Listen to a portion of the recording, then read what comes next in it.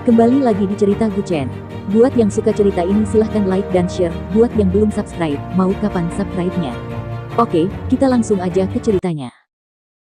Semua diawali dengan perceraian. Bab 546-550. Ada pepatah yang mengatakan bahwa jika Anda tidak mengasuh anak laki-laki Anda dengan baik, maka keluarga Anda akan hancur di masa depan. Tetapi jika Anda tidak membesarkan anak perempuan Anda dengan baik, maka keluarga orang lain akan hancur di masa depan. Dari segi kemampuan, meski Zheng Xinran tidak bisa dikatakan luar biasa, ia tetap mengelola bisnis keluarga dengan tertib. Bagaimanapun, tidak semua orang bisa menandingi wanita dengan kemampuan luar biasa itu. Bisa menghasilkan uang untuk keluarga dan mengurus bisnis sudah sangat bagus. Sebaliknya, melihat putra kedua keluarga Lin, dia dulunya tidak berpendidikan. Mengandalkan bisnis keluarga, Anda dapat menjalani seluruh hidup Anda dengan santai, tetapi jika Anda adalah orang biasa, Anda hanya dapat bergabung dengan pabrik atau bekerja di tempat lain. Jika satu generasi tidak bisa kaya selama lebih dari 3 generasi, bahkan jika satu generasi sangat biasa-biasa saja, hal itu akan menghabiskan kekuatan keluarga secara berlebihan. Setelah generasinya, hanya ada sedikit warisan keluarga yang tersisa, dan akan sulit untuk berbalik. Dan dengan kekuatan dan kondisi Zheng Xinran, dia tidak perlu khawatir untuk menemukan yang bagus. Saat seorang pria sedang mencari pasangan, sulit untuk menemukan wanita yang kekuatannya melebihi dirinya, namun ketika seorang wanita sedang mencari pasangan, dia pasti bisa menemukan pria yang beberapa kali lebih kuat dari dirinya. Tidak mungkin pasar merugi.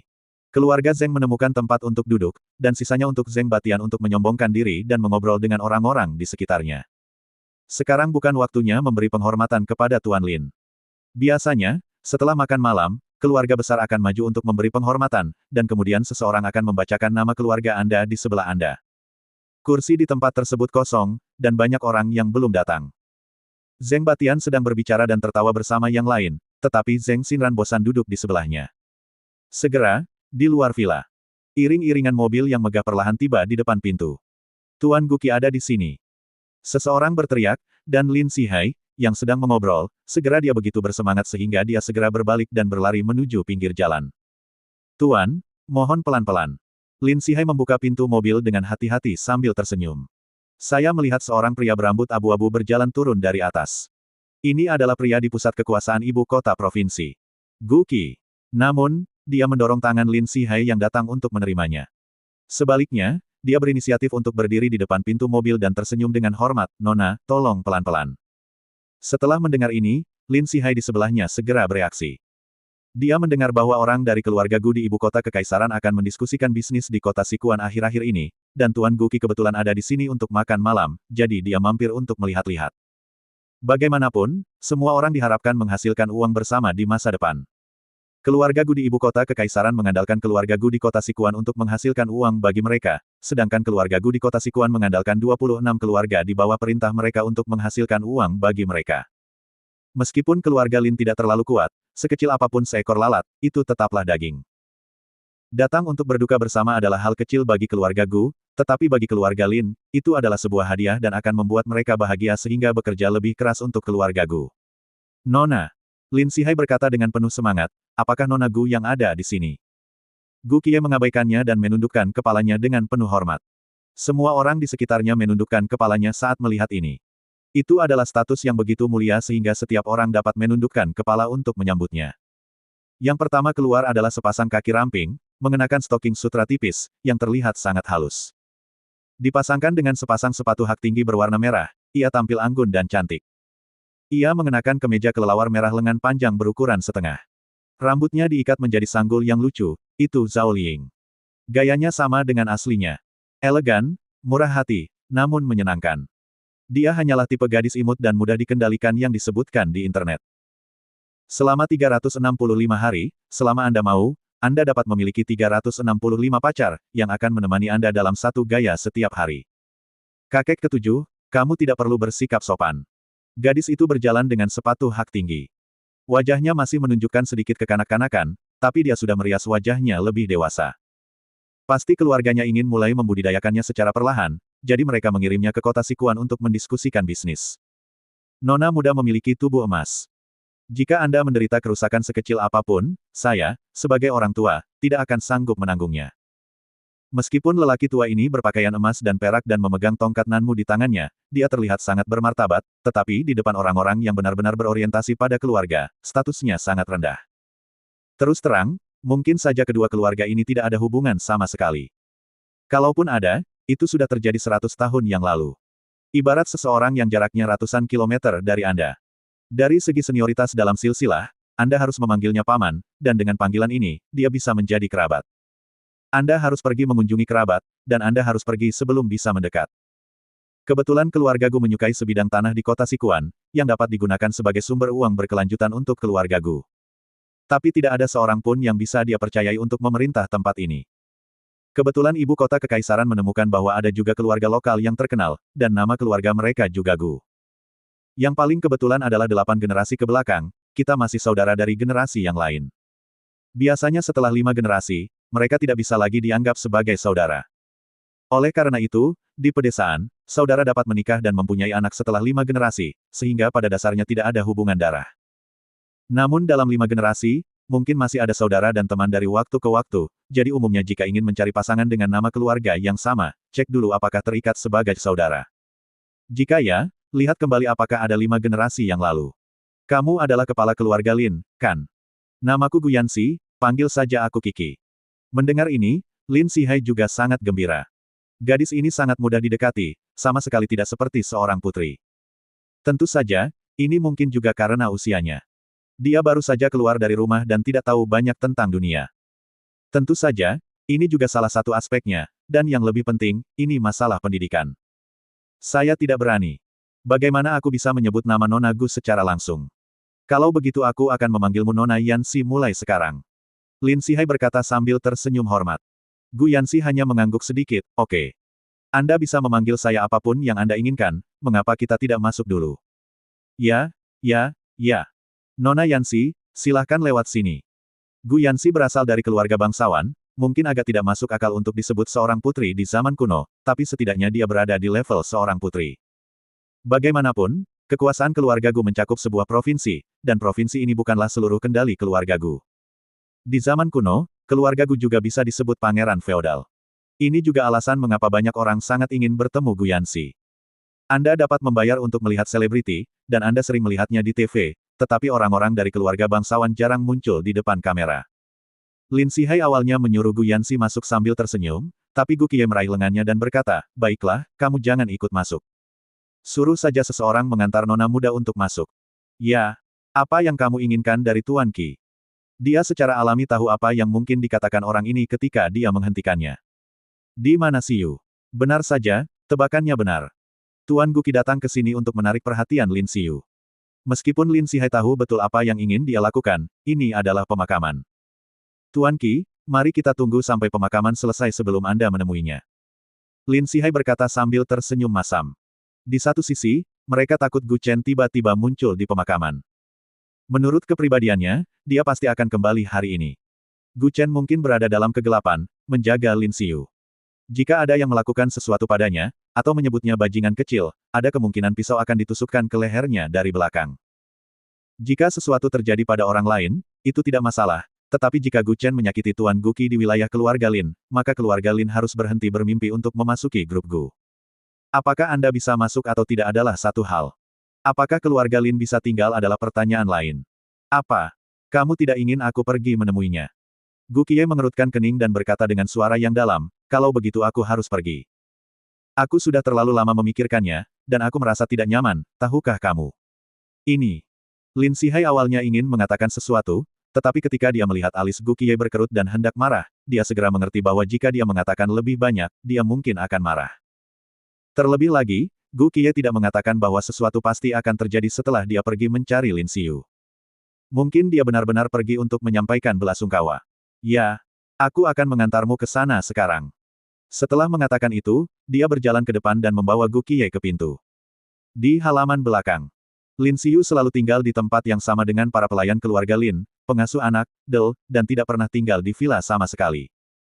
Terdapat beberapa bangunan tempat tinggal di sebelah villa, namun juga merupakan jenis halaman pada zaman dahulu. Meski tidak semegah villa, namun jauh lebih mewah dari rumah biasa. Berjalan ke halaman kecil, mereka sudah berada di dapur. Apa yang terjadi? Apakah dia tinggal di sini? Gu Qiye berbalik dan menatap Lin Sihai dan berkata dengan marah. Lin Sihai menggaruk kepalanya karena malu. Benar-benar tidak ada tempat lain bagi Lin Xiyu untuk tinggal di rumah itu, dan keluarganya masih sangat menolaknya, jadi mereka hanya bisa mengatur agar dia tinggal di dapur. Meskipun Gu Chen datang untuk membantunya mendapatkan kembali wajahnya sebelumnya, itu hanya membuat keluarga Lin menahan diri untuk tidak memanggilnya bajingan kecil. Namun tempat tinggalnya masih sama seperti dulu, tinggal di ruangan kecil di dapur belakang ini. Rumah keluarga terlalu kecil, jadi kami hanya bisa membiarkan dia tinggal di sini untuk sementara. Kata Lin Sihai sambil tersenyum malu.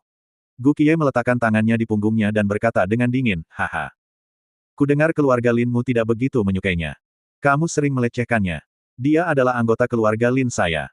Bahkan jika dia berasal dari keluarga biasa, bagaimana saya bisa memperlakukannya secara berbeda? Tuan Qi, Anda tidak dapat mempercayai rumor di luar. Hah. Dia mendengus dan berkata sambil tersenyum dingin, kamu harus tahu bahwa dia adalah wanitaku. Jika kamu membuat hidupnya sengsara, aku juga bisa membuat seluruh keluarga Linmu menjalani kehidupan yang menyedihkan. Itulah yang Tuan Qi ajarkan padaku. Ketika Tuan Gu Qi tidak mendapatkan Lin Xiyu, dia menahannya tangannya karena takut jatuh. Dia menyimpannya di mulut karena takut meleleh, tetapi setelah mendapatkannya, dia mulai bosan setelah beberapa saat. Membuka pintu, dia melihat Lin Xiyu berbaring di tempat tidur dan beristirahat. Mungkin dia begadang beberapa hari terakhir ini, dan dia masuk angin dan kedinginan, yang membuatnya merasa seperti demam saat bangun pagi. Mendengar suara mendorong pintu hingga terbuka, Lin Xiyu menoleh dan melihat wajah keriput mendekatinya, ingin menciumnya. Lin Xiyu sangat ketakutan sehingga dia segera duduk. Setelah melihat siapa orang itu, dia berkata dengan ekspresi terkejut, Gu. Kakek Gu, kenapa kamu ada di sini? Dia seharusnya dipanggil kakek, tapi sekarang ketika Gu Qiye mendengar panggilan ini, dia selalu merasa tidak nyaman. Jika Lin Xiyu menyebut dirinya kakek, bukankah dia menjadi cucunya? Lalu kalau sampai terjadi apa-apa, bukankah itu akan mengacaukan senioritas? Kamu memanggilku kakek apa? Umurku baru 72 tahun. Panggil aku kakak. Atau panggil aku dengan nama panggilanku, Brunei. Gu Qi senyum masam. Lin Sihai mengedipkan mata ke samping dan berteriak, Xiyu, ada apa denganmu? Tuan Qi datang menemuimu secara langsung, mengapa kamu begitu nakal? Maaf, Lin Xiyu berkata dengan ekspresi malu. Dia pada dasarnya hanya mengenakan sedikit pakaian saat tidur, dan sekarang dua pria dewasa berdiri tepat di depan tempat tidurnya. Bagaimana dia bisa bangun untuk menyambutnya? Tidak apa-apa, kamu bisa mengganti pakaianmu. Gu Qiye berkata dengan binar di matanya dan senyum jahat. Orang ini jelas ingin melihat Lin Xiyu mengganti pakaian, tipikal orang tua dan tidak jujur. Yah, kenapa kamu tidak keluar dulu? Dia menatap pamannya dengan canggung dan berkata, Paman. Aku akan ganti bajuku dulu. Tuan Qi, lihat ini. Lin Sihai memandang Gu Qiye dengan senyum masam. Jelas sekali dia tidak mau keluar. Kamu akan segera menjadi milikku, apa yang tidak bisa aku lihat. Gu Qiye berkata dengan dingin sambil memegang tangannya, aku di sini, ganti baju di depanku.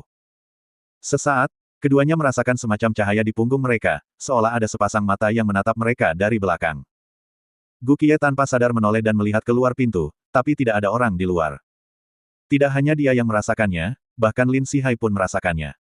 Orang yang berlatih seni bela diri telah melepaskan panca indera, dan sangat peka terhadap jenis aura pembunuh yang muncul. Baru saja, mereka merasakan aura pembunuh yang sangat murni. Gu Qiye mungkin sedikit bingung, tapi jantung Lin Sihai tidak bisa menahan diri untuk tidak berdetak kencang. Apakah anak itu ada di dekatnya? Aura pembunuh ini benar-benar mirip dengannya. Lupakan saja, ayo keluar dulu, ruangan ini sangat pengap. Mendengar apa yang dia katakan, Lin Sihai setuju dengan sepenuh hatinya. Dia takut Gu Chen, yang bersembunyi di kegelapan, tidak bisa mengendalikan amarahnya dan bergegas menyerang. Sekarang hanya dia dan Gu Qiye yang ada di sini, siapa yang bisa melawan Gu Chen? Oke. Ayo keluar dulu, Xiyu, tolong berganti lebih cepat, aku menunggumu. Lin Sihai menoleh untuk melihatnya dan berkata dengan lembut. Lin Xiyu mengangguk sedikit sambil duduk di tempat tidur. Faktanya, riasannya sangat sederhana. Yang perlu Anda lakukan hanyalah menata rambut, memakai lipstik, dan memakai eyeliner. Dia berdiri di depan cermin, memandangi dirinya yang kuyu dan tidak bisa menahan diri untuk tidak menghela nafas dalam hatinya, bodoh. Kamu tidak boleh datang hari ini. 2 hari yang lalu, Gu Chen datang ke keluarga Lin untuk menimbulkan masalah. Meskipun hal itu mengubah pandangan keluarga Lin terhadap dirinya dalam beberapa aspek, mustahil untuk menyelamatkan situasi secara keseluruhan. Keluarga Lin bukanlah apa-apa di kota Sichuan. Gu Chen mungkin bisa menghadapinya, tapi bagaimana dengan keluarga Gu? Siapa Gu Qiye? Agar realistis jika memanggilnya Raja Sikuan, dan itu tidaklah berlebihan. 8 kota, 6 kabupaten, dan daerah otonom lainnya di Nanjun semuanya berada di bawah kendali grup Gu. Pada dasarnya, semua keluarga terkemuka di kota-kota setingkat prefektur telah diundang untuk bergabung dengan grup Gu. 26 direktur membentuk grup Gu. Gu Qiye adalah orang dengan kepemilikan terbesar dan kekuatan paling nyata. Direktur lainnya hanya berhak membagikan dividen dan tidak berhak mengambil keputusan. Oleh karena itu, kekuasaan Gu Qiye bisa dikatakan tersebar ke seluruh ibu kota provinsi. Tentu saja, sejauh ini hanya Jiangsu yang lolos dari yurisdiksinya. Alangkah baiknya jika mereka tidak mengambil inisiatif untuk datang ke pintu, tapi sekarang Gu Chen benar-benar melemparkan dirinya ke dalam perangkap. Sebelumnya, grup Gu marah karena urusan keluarga Tian. Ini bukan hanya tamparan di wajah keluarga Tian, tetapi juga tamparan di wajah kelompok tersebut.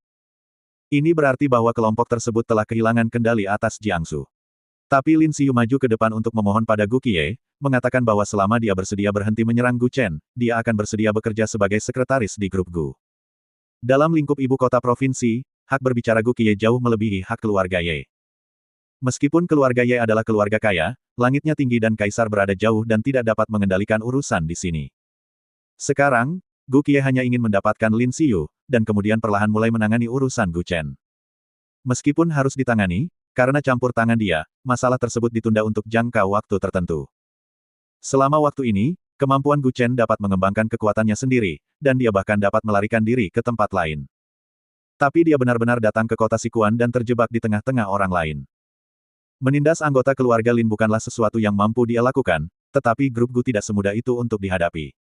Oleh karena itu, Lin Xiyu sangat berharap Gu Chen tidak bodoh. Meskipun dia selalu menantikan adegan di mana sang pahlawan menyelamatkan kecantikannya, ini bukanlah serial TV. Begitu dia datang, bagaimana grup Gu bisa melepaskannya begitu saja? Di luar pintu, Gu Qiye berdiri di luar dan melihat sekeliling selama beberapa saat, dan bertanya dengan keraguan di wajahnya, apakah kamu merasa ada sesuatu yang tidak beres? Tidak, tidak.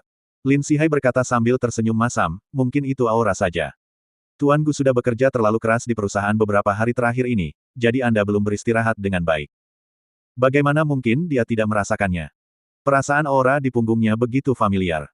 Jika tebakannya benar, Gu Chen mungkin bersembunyi tidak lebih dari 100 langkah dari sini. Perasaan paling menakutkan tentang Gu Chen adalah Anda merasa dia ada di mana-mana, dan Anda merasa dia ada di mana-mana pada waktu yang sama. Perasaan takut datang dari lubuk hatinya, terutama ketika dia secara langsung mengalahkan seorang pejuang di tingkat tengah kekuatan internal dengan 2 gerakan. Mereka hanya bisa mengalihkan perhatian kami ke Master Gu Qi dan membiarkan grup Gu menanganinya. Mungkin itu benar-benar karena aku tidak beristirahat. Gu Qiye menggelengkan kepalanya sedikit dan berkata dengan lembut, ngomong-ngomong, aku memintamu untuk memperhatikan dengan cermat pergerakan pria di Jiangsu itu. Kudengar dia telah memulai bisnis obat selama periode ini. Itu hanya lelucon kecil. Berapa banyak uang yang dapat Anda hasilkan dengan menjual beberapa bahan obat? Lin Sihai merentangkan tangannya dan terkekeh. Gu Qiye melemparkan puntung rokok ke tanah dan berkata dengan dingin, saya tidak peduli berapa banyak uang yang dia hasilkan, tetapi semua rencananya menaklukkan Jiangsu harus dibuka kembali suatu saat. Semua orang tahu bahwa meskipun Lin Xiyu memohon kepada Gu Qiye untuk tidak menyerang Gu Chen, itu hanyalah taktik penundaan. Tapi setelah mendapatkan Lin Xiyu malam ini, seluruh provinsi akan mulai menargetkan Jiangsu besok, pertama-tama memotong jalur air, memblokir pertukaran ekonomi, dan kemudian menutup transportasi penting, menghancurkan sistem ekonomi internal Jiangsu. Jika diblokir selama sebulan, setidaknya ribuan bisnis akan tutup, dan perekonomian akan kembali pulih selama setahun benar. Tapi dia mungkin tidak memiliki keberanian. Terus terang, dia hanya ingin menjadi Raja Sikuan dan tinggal di kota Sikuan untuk mendapatkan uang untuk keluarga Gu, dan dia dapat mengandalkan aura keluarga Gu untuk menikmati usia tua di sini. Adapun dunia di luar ibu kota provinsi, dia tidak ingin mengembangkannya. Dia hanya ingin mempertahankan wilayahnya sendiri dari Gu Chen dan merebut kembali Jiangsu. Jika perlu, dia bisa berurusan dengan penduduk lokal di Jiangsu. Klan sedang mengalami perubahan darah besar-besaran. Keluarga besar setempat, seperti keluarga Jiang, dan keluarga Sangguan, terlalu bergengsi dan tidak kondusif bagi manajemen. Mereka bisa diganti dan mendukung keluarga lapis kedua atau keluarga lapis ketiga setempat untuk menjabat, agar mereka lebih loyal kepada ibu kota provinsi. Bagaimana tentang janji Xiyu? Lin Sihai tersenyum hati-hati. Gu Qiye memberinya sebatang rokok dan berkata sambil tersenyum buruk, wanita. Mari kita bujuk dulu, apakah Anda tidak memahami prinsip ini? Kita adalah pengusaha, bukankah Anda ingin keluarga Lin menggandakan kekuatannya di masa depan? Tentu saja aku tahu. Hal tak berguna seperti keluarga Tian ini, cepat atau lambat harus diganti. Saya pikir keluarga Lin Anda memiliki masa depan yang cerah. Ketika Lin Sihai mendengar ini, dia tidak apa-apa. Bukankah ini menunjukkan bahwa dia ingin menginjak keluarga Tian dan mendukung keluarga Lin untuk naik ke tampuk kekuasaan? Itu setara dengan mendapatkan kartu hijau di banyak tempat hanya keluarga kaya yang boleh pergi, maka keluarga Lin boleh pergi. Apakah Anda mengatakan yang sebenarnya? Lin Sihai menatapnya dengan penuh semangat dan berkata, tentu saja itu palsu. Siapakah Tuan Guqi? Itulah sosok inti yang mendukung seluruh grup Gu, orang yang sendirian membawa kekuatan keluarga Gu di Sikuan ke puncaknya. Meskipun ada banyak bantuan dari keluarga Gu di ibu kota kekaisaran, jika keluarga Gu di Sikuan tidak kuat, apakah mereka bisa berusaha sekuat tenaga untuk mendapatkan kerabat jauh? Tentu saja tidak. Justru karena keluarga Gu di Sikuan juga merupakan keluarga terkenal di daerah setempat, dan pengaruh keluarga Gu di kota dewa secara langsung menyebarkan kekuatan mereka ke seluruh provinsi, sehingga menarik banyak tulang punggung yang luar biasa untuk mendirikan grup Gu. Untuk orang seperti itu, tanda baca dari perkataannya tidak bisa dipercaya. Belum lagi fakta bahwa keluarga Lin dipromosikan menjadi keluarga kaya, bahkan fakta bahwa keluarga Lin masuk ke grup Gu belum tentu benar. Ketika dia bosan bermain dengan Lin Xiyu, lalu mengapa keluarga Lin harus tetap berada di grup? Ketika tiba waktunya untuk berbicara dengan Tuan Guqi untuk berdebat, dia hanya akan memberitahu Anda bahwa keluarga Lin tidak kompeten dan akan membuat Anda tidak bisa berkata-kata. Tentu saja benar. Mungkinkah aku membohongimu? Guqi Ye melontarkan senyum licik di matanya dan berkata, anak muda bekerja keras dan memiliki masa depan cerah. Keluarga Lin saya bersedia membantu kelompok itu akan melewati api dan air. Lin Sihai berkata dengan hormat dengan tangan terkepal. Oke, aku bosan mendengar kata-kata sopan itu. Itu semua hanya renungan. Biarkan aku memanggil Xiyu dulu. Setelah beberapa saat, pergerakan di dalam ruangan mereda, dan saya mendengar serangkaian langkah kaki berjalan menuju pintu. Pintunya berderit terbuka, dan sesosok tubuh cantik muncul di pintu. Meskipun semua pakaian, perhiasan, dan lain-lain bermerek sebelumnya dirampas oleh sepupunya, hanya menyisakan setumpuk pakaian dari kios pinggir jalan untuknya. Tidak peduli betapa murahnya pakaian itu tetap terlihat enak dipandang saat dikenakan padanya, seolah-olah dia tidak pernah merasa cukup. Maaf, aku terlalu lelah selama ini, jadi wajahku terlihat sedikit buruk. Kata Lin Xiyu sambil tersenyum malu. Kapanpun, para gadis menaruh perhatian besar pada citra mereka sendiri. Kelihatannya bagus seperti ini. Kulihat kamu tidak punya pakaian apapun. Datanglah ke tempatku nanti dan aku akan mengajakmu membeli beberapa pakaian lagi untuk dipakai. Bagaimana menurutmu? Air liur Guqi Ye mengalir dan berkata sambil menyeringai. Tangan itu tanpa sadar menggenggam tangan kecil Lin Xiyu. Perasaan lembut dan halus itu begitu lembut sehingga Anda bahkan bisa mencubitnya dengan air. Tuan ketujuh. Ayo ke depan dulu, para tamu masih menunggu. Tidak masalah bagiku sebagai wanita yang lemah, tapi kamu berbeda. Jika kamu menghilang terlalu lama, banyak orang akan mulai merasa cemas. Lin Xiyu dengan cepat berkata. Dia menarik tangannya dan tersenyum pahit. Tapi Guqi Ye tidak mempedulikan hal lain saat ini. Dia hanya menatap Lin Xiyu sekarang, dan dia ingin menyeretnya kembali ke kamar untuk membersihkannya. Tuan. Lin Sihai berteriak pelan dari samping, dan kemudian buru-buru membisikkan beberapa kata di telinganya, Nona Yanxi masih di luar. Tidak baik bagimu untuk tinggal di sini terlalu lama. Wajahnya sedikit berubah dan dia menahan matanya yang serakah. Anda bisa bermain-main dengan wanita kapan saja, tetapi jika Anda menyinggung Nona Gu, konsekuensinya akan serius. Jika dia kembali ke keluarga Gu dan membuat laporan kecil, bagaimana otoritas yang lebih tinggi akan melihatnya? Apakah Guqi Ye ini kompeten? Apakah Anda kecanduan wanita dan tidak melewatkan yang asli? Oke, ayo keluar dulu. Kata Guqi Ye dingin dengan tangan di belakang punggung. Setelah itu, ketiga orang itu keluar bersama. Sesampainya di depan platform berkabung, banyak orang melihat Guqi Ye dan Lin Xiyu muncul di sini pada waktu yang bersamaan, dan banyak orang yang sengaja datang untuk menyapanya. Ini bukan karena status bangsawannya, tapi karena dia mungkin masih memiliki nilai guna di masa depan. Orang yang bisa mendapatkan informasi raja bukanlah orang tuanya, melainkan wanita di sekitarnya.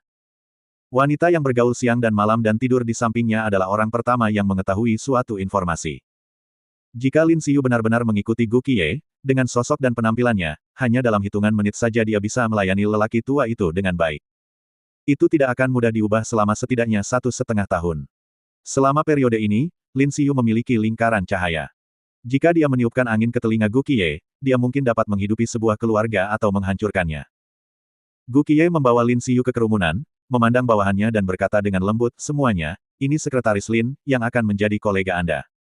Di masa depan, Anda akan bekerja di perusahaan yang sama, dan hubungan antar kolega pasti harmonis. Semua orang saling memandang. Keputusan Lin Xiyu untuk menjadi sekretaris di grup Gu sepertinya sudah pasti. Meskipun banyak orang meremehkan Lin Xiyu, statusnya ditakdirkan untuk menjadi lebih tinggi dari orang lain di masa depan. Hanya dengan menutup telinga, Anda bisa pergi tanpa bisa makan. Semua orang juga berdiri dan mulai menyapa. Nona Lin, saya dari Departemen Bisnis, nama saya Liu Fei. Keluarga Liu saya semua mungkin menjadi rekan kerja di masa depan, jadi tolong jaga saya. Sekretaris Lin, saya dari Departemen Pemasaran, saya dari keluarga Wang. Saya dari Departemen Keuangan, dari keluarga Su. Tiba-tiba, semua orang berbondong-bondong bersosialisasi dengan Lin Xiyu dan menjadi akrab dengannya. Saat itu, dia akan menjadi selebriti di depan Gu Qiye, dan mereka akan bertemu satu sama lain setiap saat. Kali ini, Lin Xiyu dikelilingi oleh semua orang, seperti tokoh masyarakat yang populer. Orang-orang di keluarga Lin tidak bisa menahan diri untuk tidak bergumam ketika mereka melihat adegan ini. Kebajikan. Apakah orang-orang ini tidak punya otak? Mengapa kamu mencoba menyenangkan bajingan kecil ini? Itu dia. Apakah menurut Anda bisa dipromosikan dan menghasilkan banyak uang dengan menjilatnya? Itu hanya mainan. Apa gunanya kalau dia bosan memainkannya? Ada lebih dari 20 orang yang mengejar dan menggembar-gemborkan sepasang bola kotor. Tahukah Anda apa tujuannya? Hahaha. Tentu saja itu tembakan. Wanita jalang bau ini hanya memiliki wajah yang cantik, dan rubah betina alaminya terlihat sama seperti pria menyukainya. Ini jelas merupakan upacara peringatan Tuan Lin, tetapi ini berubah menjadi pertemuan sosial bagi mereka. Itu hanya untuk keluarga besar untuk terhubung satu sama lain. Tuan Guqi menerima 26 jenderal incaran banyak orang yang hadir, jadi hanya sedikit orang yang benar-benar ingin datang memberi penghormatan kepada Tuan Lin. Setelah beberapa saat, meja mulai ditata, dan makanan diantar sedikit demi sedikit dan membakar dupa dan membakar kertas sambil makan siang untuk berduka atas Tuan Lin, tetapi agar tidak mengganggu persahabatan semua orang, jadi dia mengambil bagian ini untuk memberi penghormatan setelah makan, ketika dia bersiap membawa peti mati ke atas gunung untuk dimakamkan. Waktu makan siang.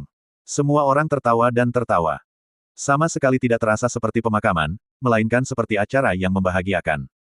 Semua orang minum bersama Lin Sihai, dan hal paling populer yang mereka katakan adalah mengucapkan selamat kepadanya atas masuknya dia ke dalam grup Gu. Jelas itu adalah upacara peringatan, tapi berubah menjadi pesta terima kasih. Tapi satu-satunya hal yang membuat Lin Sihai gelisah adalah mengapa Gu Chen tidak muncul. Lebih baik datang lebih awal daripada datang terlambat. Datang lebih awal saat Gu Qiye masih di sini, dan semua master ada di sini, jadi kita bisa menghadapinya bersama.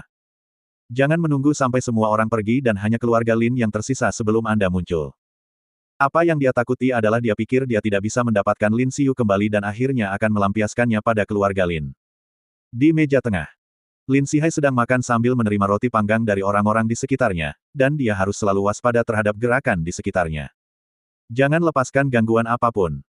Saudaraku, apakah menurutmu anak itu ketakutan dengan pertempuran hari ini? Dia seharusnya tidak datang, kan? Lin Siji mengertakkan gigi dan berkata, aku belum membalas kehilangan jariku. Jika dia datang, saya tidak akan mengampuni dia. Saat ini ada formasi yang sangat besar, ada banyak mobil mewah, ada banyak ahli, dan ada lapisan perlindungan di sekelilingnya untuk bergerak maju ketika mereka melihat formasi ini. Jika Anda berani merampok seseorang dalam situasi ini, itu sudah cukup untuk menunjukkan bahwa Lin Xiyu lebih penting daripada nyawanya. Jangan anggap enteng. Menurutku orang itu bukanlah orang yang hemat bahan bakar. Tidak ada yang tidak bisa dia lakukan. Lin Sihai mengerutkan kening dan berkata dengan suara yang dalam, biarkan semua orang di sekitarmu bersorak. Sesuatu bisa terjadi pada siapapun. Hanya Tuan Guqi dan Nona Gu yang kebal. Meskipun Lin Sihai juga merasa bahwa dia tidak bisa begitu ceroboh, semuanya harus dilakukan demi keselamatan.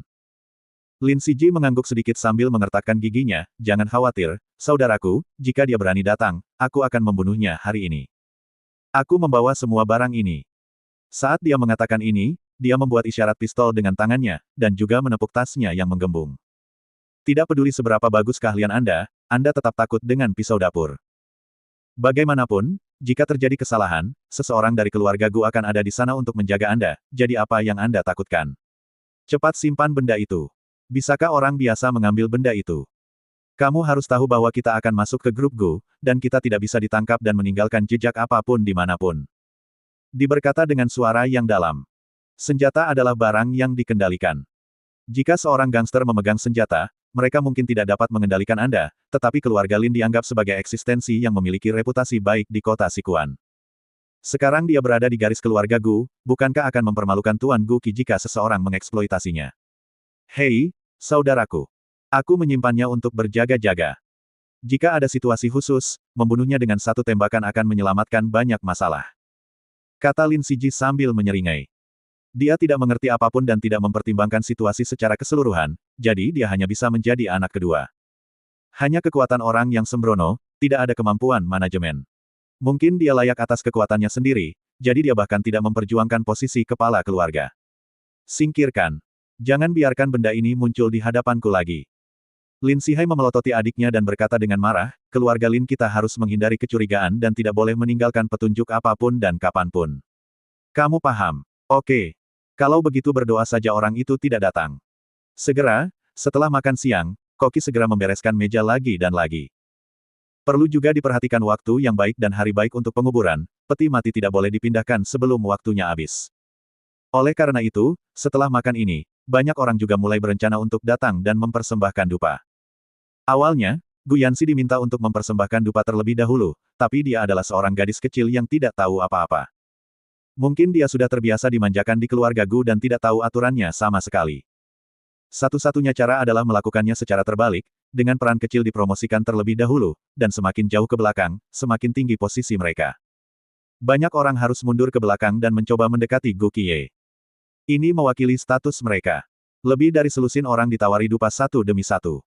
Beberapa orang pertama berasal dari keluarga kecil, jadi mereka bahkan tidak memiliki nama. Baru setelah keluarga Chen tiba, orang-orang di belakang mereka mulai menyebutkan nama mereka. Tentu saja, Anda tidak perlu membacanya sendiri. Ada orang yang berdiri di samping Anda yang akan meneriakkan nama keluarga Anda dengan lantang saat Anda mempersembahkan dupa. Keluarga Qian. Qian Jiabao, bakar dupa. Keluarga Wang. Wang Kai, bakar dupa. Keluarga Zhu. Zhu Yugui, bakar dupa. Karangan bunga besar dan kecil ditempatkan di seluruh ruangan, dan berkabung musik terdengar di mana-mana. Ketika orang-orang di depan mereka sedang beribadah, mereka akan memegang 3 batang dupa dan menyalakannya, lalu berlutut dan bersujud di depan kuil. Kemudian mereka akan memasukkan dupa ke dalam pembakar dupa dan membakar sejumlah uang kertas hampir selesai. Keluarga Zeng. Zeng Batian. Bakar dupa. Keluarga Zeng. Zeng Xinran. Bakar dupa. Keluarga Tian. Tian Qiwei. Bakar dupa. Itu tidak berarti berapa banyak orang yang datang sebuah keluarga, tetapi setiap orang datang untuk mempersembahkan dupa, dan hanya satu perwakilan dari setiap keluarga yang perlu datang. Gu Yanxi sedang duduk di barisan depan dan melihat orang-orang di sekitarnya menuangkan dupa satu demi satu, dan dia berencana untuk bangun perlahan. Tetapi seorang pria parubaya yang mengenakan setelan tang di sebelahnya menggelengkan kepalanya sedikit, Nona, Anda memiliki status terhormat, jadi Anda tidak perlu pergi dan berlutut secara langsung bisa pergi saja. Sebaiknya aku pergi. Bukankah kamu sudah memberitahuku bahwa jika aku pergi keluar, ada banyak hal yang harus dipelajari ketika aku datang ke ibu kota? Menurutku, keduniawian seperti ini lebih penting daripada belajar cara berbisnis. Gu Yanxi menundukkan kepalanya dan berkata dengan lembut.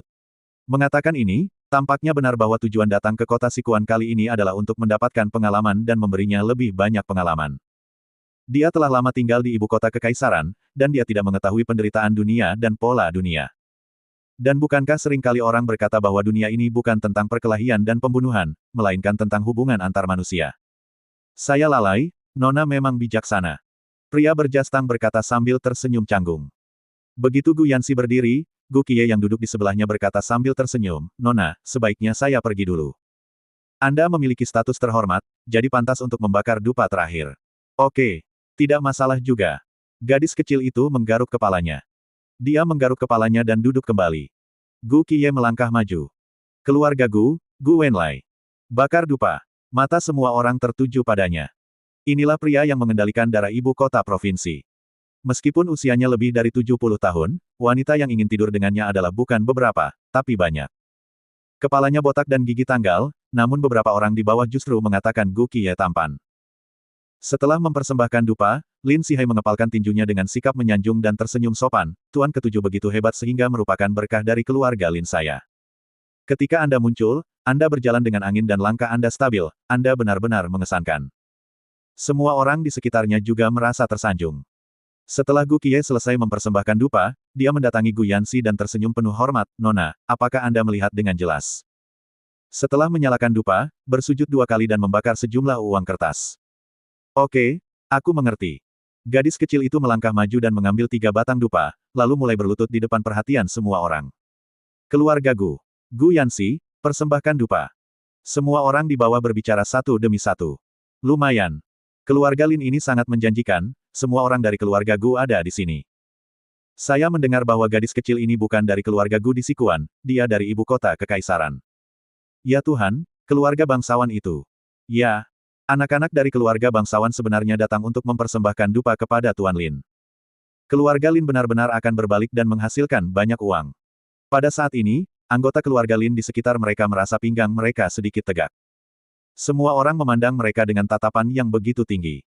Mampu berhubungan dengan Gu Qiye, ini sudah menjadi hal besar, tapi sekarang orang-orang dari ibu kota kekaisaran ada di sini, bagaimana bisa begitu enak? Ketika Gu Yanxi selesai mempersembahkan dupa dan hendak berlutut dan bersujud, Lin Sihai melangkah maju dan berkata dengan lembut, "Nona, bagaimana kalau jangan berlutut, tidak baik jika pakaianmu kotor, lakukan saja sesukamu. Sekarang aku sudah sampai sejauh ini, mari ikuti tradisinya. Orang tua itu akan segera dikuburkan, jadi apa bedanya jika aku mengotori pakaianku?"